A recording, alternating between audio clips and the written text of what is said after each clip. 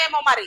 ఇప్పుడు మీరు అన్నట్టే మీకు తెలిసిన వాళ్ళు ఇలాంటి వాళ్ళు బెగ్గర్స్, అది హిందుత్వంలో కావచ్చు, ఫోన్ పే గూగుల్ పే పెట్టిన వాళ్ళు, ఇటు క్రిస్టియానిటీలో కావచ్చు, ఇంకా దేనైనా, ఏ క్యాస్ట్ లో అయినా, ఏ మతంలో అయినా, ఏ జర్నలిస్ట్ అయినా, ఎవరైనా కూడా ఇట్లా ఫోన్ పే గూగుల్ పేలు పెట్టిన వాళ్ళు ఇట్లా సహాయం చేయడానికి ఎవరు ముందుకు వస్తారు?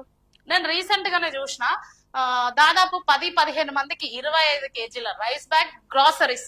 ఒక్కొక్క రైస్ బ్యాగ్ ఎంత ఉంటుందో మీ అందరికి తెలుసు కదా, మనం అందరం కొంటూనే ఉంటాం. దాదాపు 10 నుండి 15 మందికి, వాళ్ళు ఎవరో కాదండి, క్రైస్తవులు కాదు వాళ్ళు, గ్రాసరీస్ బియ్యం తీసుకున్న వాళ్ళు, హిందూస్ వాళ్ళు.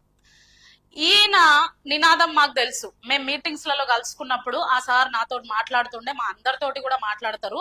ఇప్పుడు జర్నలిస్టులు అందరూ కూడా ఎందుకు ఇన్వాల్వ్ కాలేదు అంటే, ఆయన ఒక క్రైస్తవుడు, ఈయన ఒక క్రైస్తవుడు కాబట్టి జర్నలిస్టులు చాలా మంది అరే వాళ్ళ మతాలకు మధ్య ఏమైనా గొడవలు విభేదాలు వచ్చినాయేమో అందుకని చెప్పేసి ఈ జాన్పాల్ ఇలా అంటున్నాడేమో అని చాలా మంది జర్నలిస్టులు దీని మీద స్పందించలేకపోతున్నారు.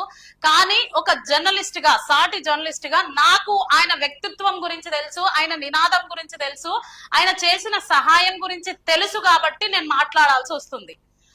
ఒక్కసారి జాన్పాల్ అలియాస్ మణికంఠ స్వామి మాట్లాడిన దానికి నేను విత్ ప్రూఫ్స్ తోటి చూపిస్తా.